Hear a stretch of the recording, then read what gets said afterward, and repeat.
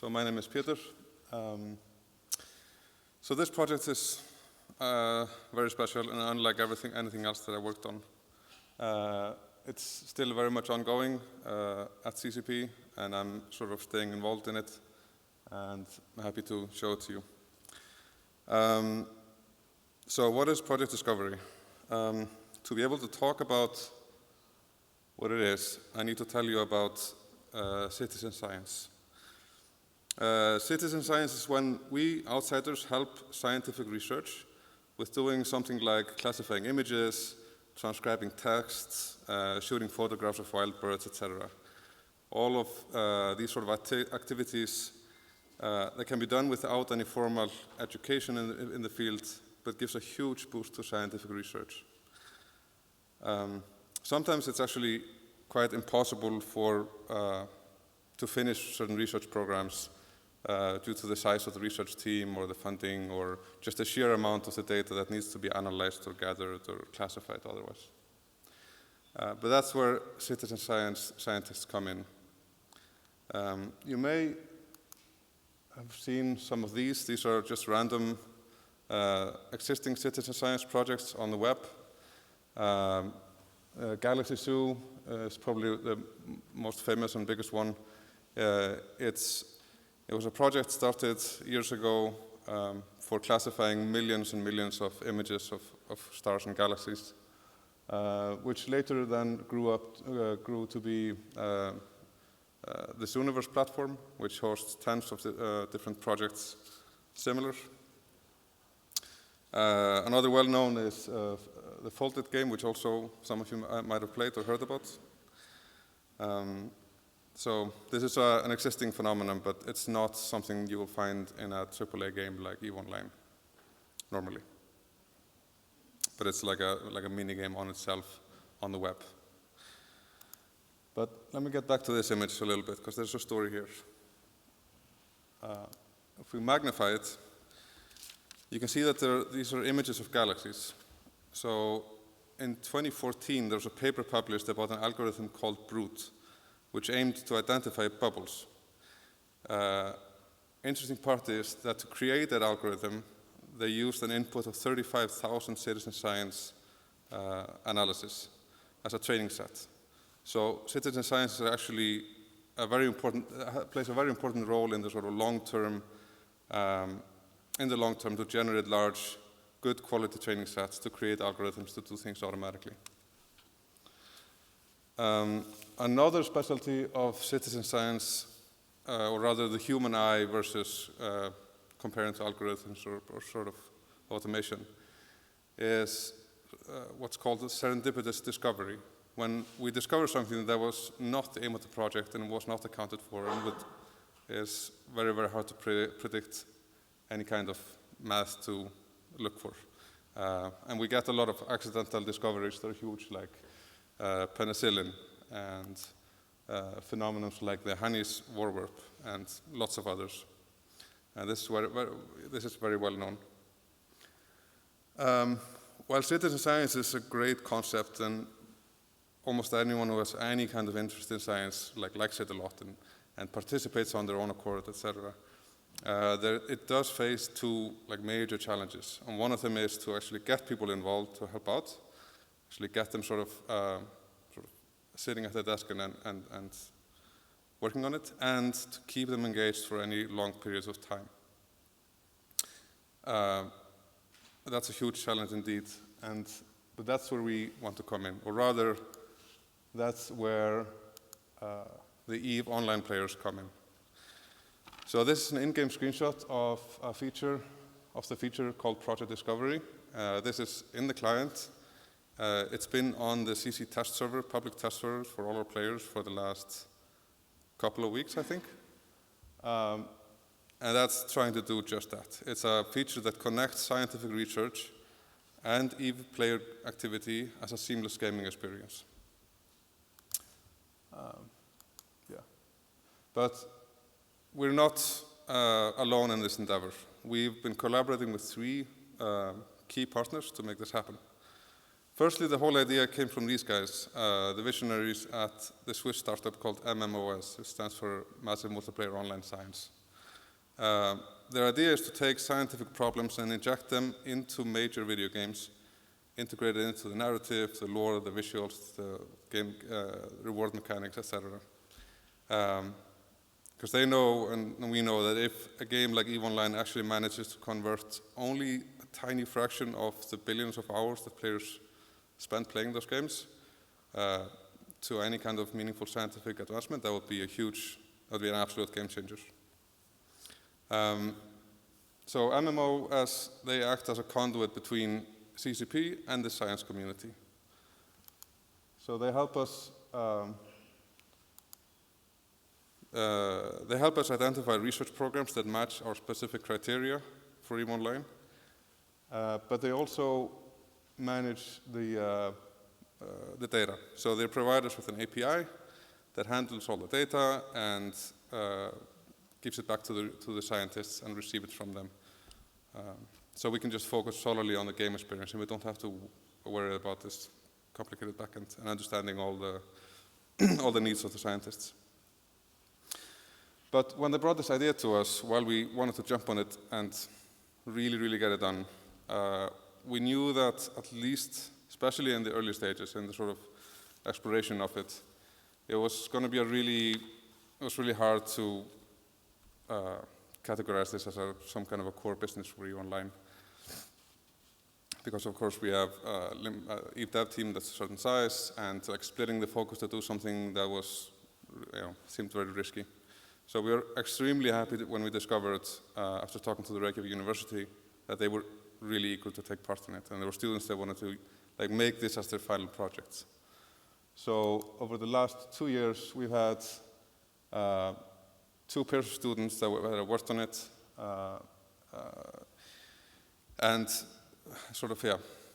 and they've taken it from concepting and prototyping a year ago to full development in the fall and through the winter, which then results in it being on our public test server now. And one of them is actually an intern now working on it. So we have CCP, MMOS, and our students working on it. So the obvious final missing puzzle piece of the puzzle is the research project and what partner we needed. So we knew that we wanted a partner that had a project that it wasn't controversial. We wanted something that everyone could get behind and wasn't being commercialized by somebody else. So we wanted it to be a project that had a real-world purpose of charitable or altruistic nature. And because both we and the players, we want to actually make a change and actually change the world to the better. We also needed to work with data that could fit thematically and aesthetically to the EVE universe. It couldn't look like something outside of, basically from real life. It needed to be able to fit into the world. And the project needed to actually, we required a huge amount of tasks to be solved. We didn't want to build this feature and the first project would end in a week because the players were playing it so much. We wanted them to actually last for a very long time and the tasks to be easily gamified in the game. And we found the perfect partner in Sweden. So yeah, we got this partner here. We found the perfect partner in the Human Protean Atlas. These are the 2 main people that have been working with us on it. So the Human Protean Atlas provides a publicly available database with millions of high-resolution images that map the distribution of proteins in human tissue. And this public database is used by countless, I believe thousands of research groups around the globe that are developing medical cures and treatments, etc. And on proteins, one researcher told us when we were talking about it someplace that in the last 20 years, the biggest effort was mapping the human genome. But now the hot topic, the focus is shifted towards proteins, as those are the working molecules of the cells.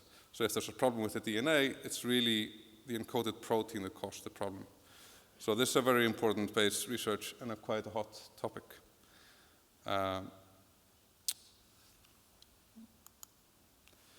Citizen scientists in EVE Online, they receive unidentified images from the Protein Atlas.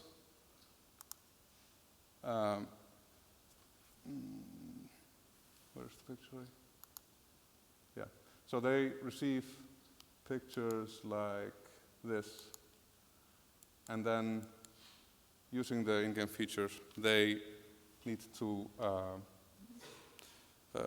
they classify them with like one or more of these, and we have a tutorial that teaches them, trains them basically. We have like a training set and a tutorial that they go through, and then it gets matched. How many of you have done citizen science participated? Has anyone tried Galaxy Zoo or the SETI program? That was actually a little different. So, but it gets basically matched with what other players are doing, and once we have had enough players that categorized a single image, then an algorithm like reaches a consensus for which answers are correct, and then the players get rewards based on that. Sort of like what's it called? I don't remember. So anyway, it's been incredibly well received. We talked about this project at FanFest last year, which is a big EVE Online gathering hosted here in Harpa. It was incredibly well received. We didn't really know, like we have customers that have been with us for over a decade, and sometimes they get a little bit set in their ways. They want certain things, etc. This was just like they're incredibly enthusiastic about this. We talked about it again at EVE Vegas, which was another gathering we held 6 months later in Las Vegas. Again, we had like more recent demos to show them. Again, super excited, and now it's been launched, and it's really happy. Like we knew that we couldn't only entice them with in-game rewards alone. Like they had to do this for the sake of like helping research and science, and that's really sort of come true. These are just raw images. We didn't have to actually doctor them at all. They just really fit into the universe that's in EVE Online. Of course, I would be really happy if other companies did something similar, and I'd be more than happy to answer questions or get people in contact with MMOS. They're always looking for partners, and they are really smart at getting funding for doing stuff like this. Although it wasn't in this case, but I know they're working with other partners. So if you happen to be interested in it or know of a fit, you can always contact me or go to their site. That's pretty much it. Yeah, like you said earlier, I just left CCP last month. I'm at Solfar now, but it's all in the neighborhood. That's it. Does anyone have any questions, or is anything that's unclear? This sometimes needs some explanation, but I hope that I did okay. Yes? How do you get around the problem of players just classifying random? Each player basically gets a accuracy score based on their inputs, and so the rewards are scaled on that score, their long-term accuracy. So yeah, that's basically the answer. So the API calculates each and every one's sort of level or quality of answers compared to everyone else. And once you reach a certain threshold, it's actually, if you're obviously just trying to harness rewards without any thought, you don't get small rewards, you get no rewards. And those results, until you've built up more accuracy, are not, I believe they're not actually taken into account and used in the research. Anyone else? Yes? Do you take into account the ratio between, like, if people really split on which protein Yes. Yes. So as soon as you, let's see, let me go back here a little bit. So this is the UI basically. You get the image on the left, and you have like a magnifying glass, so you can actually see it in much greater detail. You can filter the colors, so and like each class on the right has like a very detailed tooltip and tells you about what you should be looking for and what the class represents. And actually, let me go all the way here.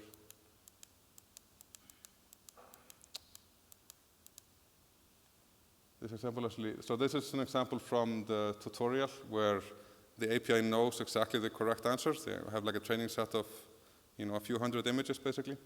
So this is, this player chose these two classes, and one of them was correct, and the other one wasn't correct.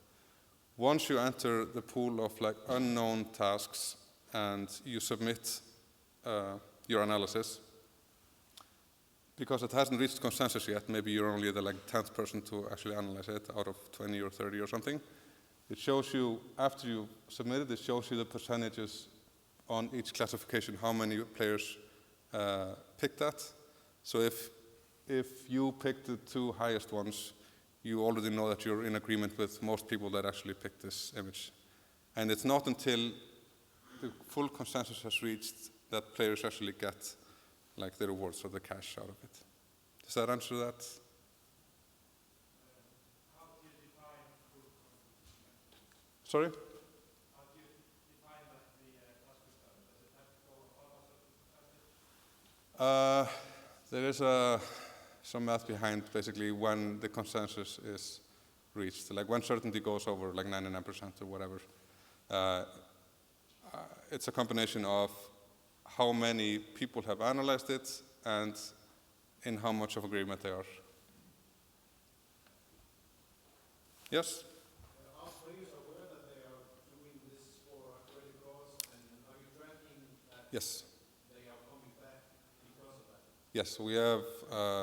We already luckily have a very good sort of metric system for EVE, so we understand like player behavior and with all game systems, which helps out a lot with this, obviously. So we know like who are coming back and people that don't come back. Why haven't they come back? Did they do really poorly, or or did they do really well, or try and figure out. We actually ran a survey after the first week on the test server, which got a lot of replies.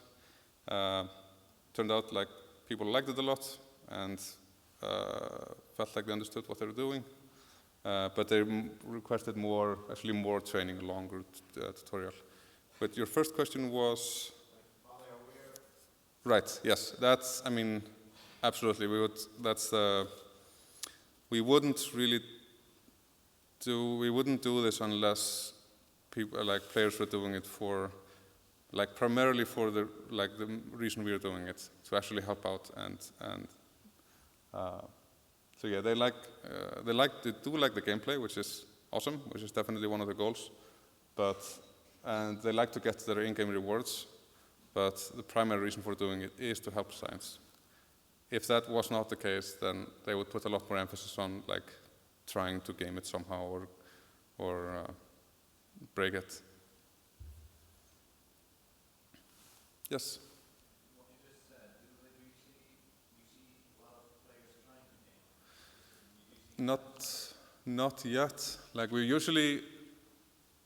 there's usually one person, every time we talk about this, there's usually one person that asks that question, because it's especially in EVE, like EVE is online, I don't know how many people are familiar with it, but it's extremely competitive, and there's a lot of, because it's a very open-ended sort of open world sandbox game, people can actually allowed to do almost whatever they want, except threaten each other in real life. They can do it in game, and they can steal and scam and cheat and everything. So it's only natural to assume that somebody would like to do it with this. The thing is, it's not going to succeed unless the majority of the players are in on it, and they're all trying to break the system by giving the same incorrect answers. And if I don't think And I think we'll actually continue if that happens. Especially, this is only valuable as long as people are doing it for, at least the vast majority are doing it for the right reasons. Have you monitored or sort of checked to see if this has been happening without knowledge or, Yes, we are looking more into it. And we're definitely looking out for it. So far, like I said, it's only been 2 weeks on the public test server. There's a lot of activity, and at least the results that I've seen so far have been good. They've been more or less in line with, but we're still analyzing what's the data from the tests. But all the signs are good. Anyone else?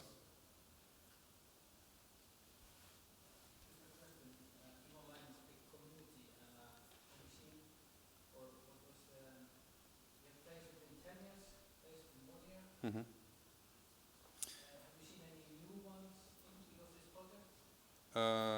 Well, the thing is, it hasn't launched yet on our live server. That's slated for, actually didn't check with CCP if I can say exactly when, but it's within the next few weeks.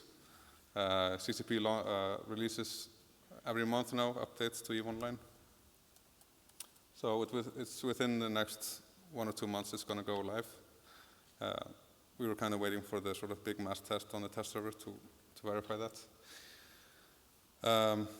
Hopefully, or at least hopefully, we'll see people sticking around longer because they like it. Almost pretty much every time, I didn't actually put it up here, but I posted we post a dev blog for everything that comes out, and sometimes if something is like really new, like on the test server, really new and is on the test server, we also notify players about it. I posted a dev blog on this, and really rarely, almost never, we get like a unanimous response to anything we do ever. Like there's always, it's usually a 30-70 or 50-50 split or worse. It's almost never better. This got extremely good responses, and they would all seem to be based on what you were asking about earlier, basically people being excited about helping science. And we had in the survey, I think it was like 20% of the people doing the survey worked in science in real life, because we have a lot of people from with a lot of education that play the game. EVE has probably the highest average age of all MMOs, I think.